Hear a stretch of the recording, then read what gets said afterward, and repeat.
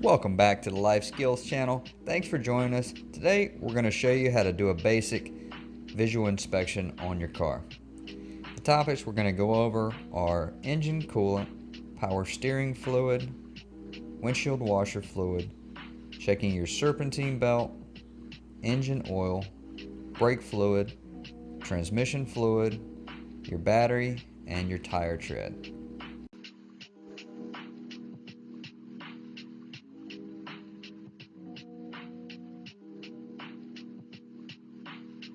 So the only tools you'll need for this basic visual inspection is a paper towel and a flashlight. If you don't have a flashlight, that's alright. If you're in the daytime, I just like to have one. First item we're going to be looking at is the engine coolant.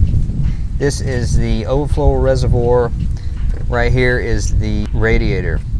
Some of your radiators may be covered up. You can see here it has a cap. Make sure you do this while it's cold. Some of you may just have a reservoir over here. It's always a clear reservoir and it has a min and a max line. As you can see here, we're right in the middle. We're good. We're not perfectly level right now, so we're going to leave that be. It is between the min and max, right in the center. I generally like to have all the fluids just below the max line. And I'm going to open the radiator. This car, once again, is cold. It has not been ran. So you just push down and turn, and I can see the level is right at the top. Looks great. We'll put the cap back on. So this is full. The level is in the middle between the min and max. As you can see, this is a front wheel drive vehicle. We will show you a rear wheel drive example in a little bit. The next thing is the serpentine belt. As you can see here, we've replaced this recently. It's in good condition. What you're looking for is there's no cracks, tears, cuts, any kind of abrasions to that. It's important. It runs all your accessories. The next item you can see here, this is the power steering reservoir. The line here, you have a lower level and an upper level. Once again, we're right here in the middle. If you have some fluid and it's the proper fluid, you can go ahead and top that off. The top of the reservoir also shows you that it's power steering fluid and what kind of fluid to put in here if you do need to top it off. Next item is the engine oil. This is the universal symbol for engine oil. The oil can. We're going to pull out the dipstick and check the level. I do this when it's cold, so you're ensuring all the oil is in the sump.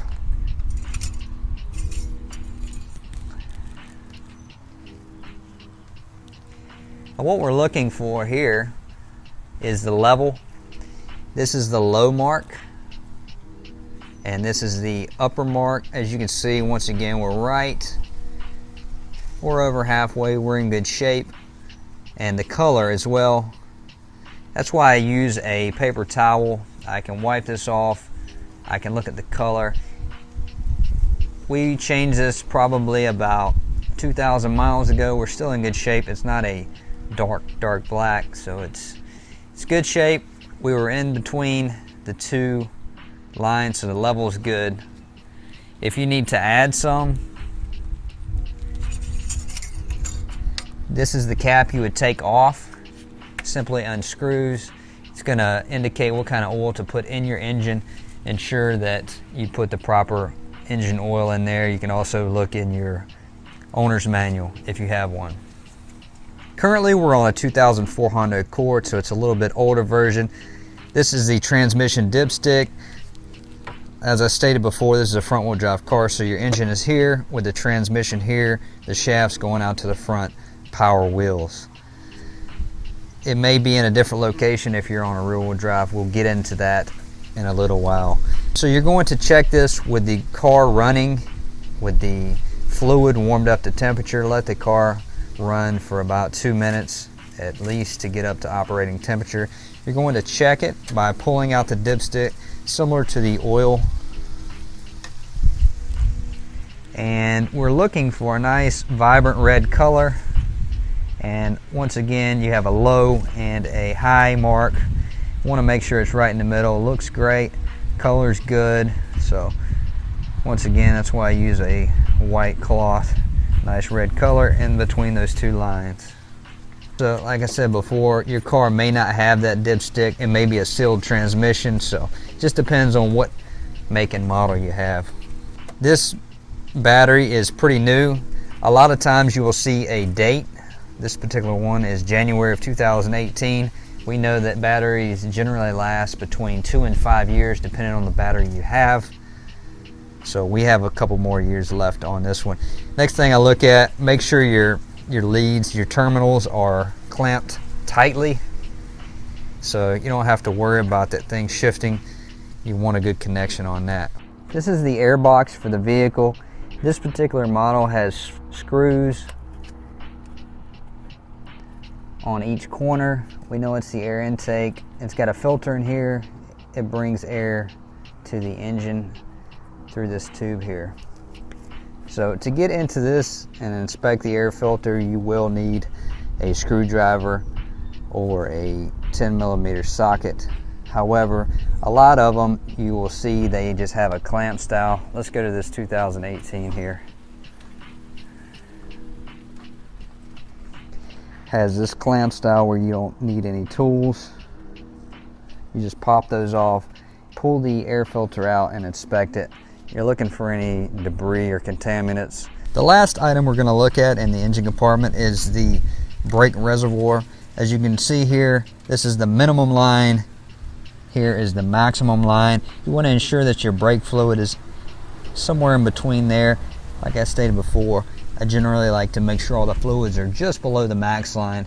As you can see on the top of the reservoir, use only .3 or .4 brake fluid. You want to make sure that you're putting the right fluids in here. This is your brake fluid, so .3 or .4. All your caps are going to have what fluid are recommended. Here we see this is your engine oil. It takes a 5W20. The power steering fluid here, use only genuine Honda power steering fluid. So you want to make sure that you're putting the proper fluids in your vehicles. Right now we're looking inside the driver's door jamb. Most of your vehicles are going to have a sticker. This one shows you the tire pressure for the front and the rear. And you want to make sure that your tire size correlates with the original tire size on the vehicle, and the pressures will follow. This is a basic tire gauge. You can get these for a couple dollars at your local auto parts store or online. This is the valve stem. This is how you measure the tire pressure. Simply unthread the cap and you're going to put the gauge on here. And now we can see that we are right there, 30 psi, just like the door jamb or the manual tells you. So we now know that our tire pressure is good. We're going to get the best fuel economy, smoothest ride that we can. Also, we want to do a visible inspection on the tire. You can turn these outward, look at the tread, make sure your tread wear is even across all surfaces. Make sure you got plenty of tread. So this is just an updated version of the car we were on earlier. This is a 2018 model, so it probably is more applicable to you.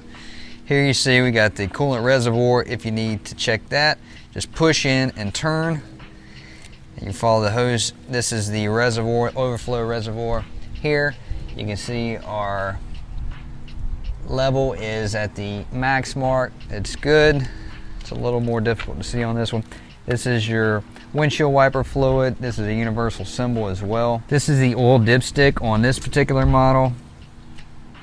And if you needed to fill it, once again, 0W20 engine oil. That's the universal symbol for engine oil. So there you go.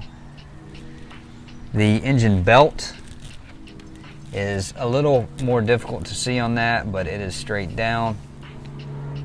You can inspect that. Make sure you're looking for cracks, tear, and wear. Here is the brake reservoir. You can see the max line there. We're here, and the min is way down there, so we're in good shape.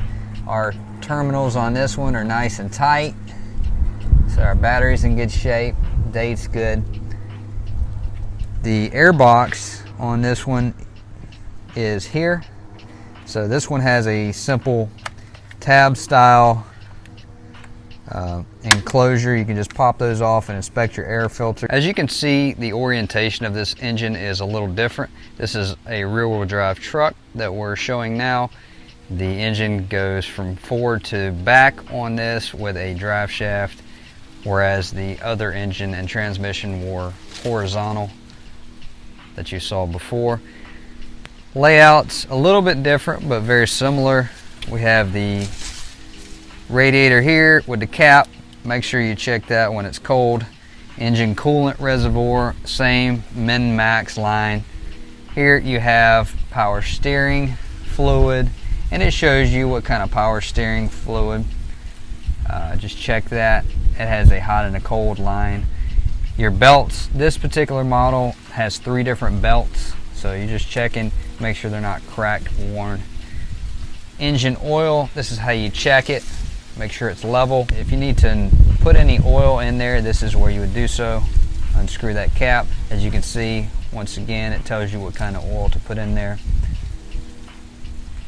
This is where you would inspect your engine air filter. Has these easy tabs. Just pull those out, inspect it.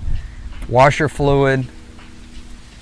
Coming back around, we just check our battery. Make sure our cables are tight, everything's good, and our brake fluid level's good.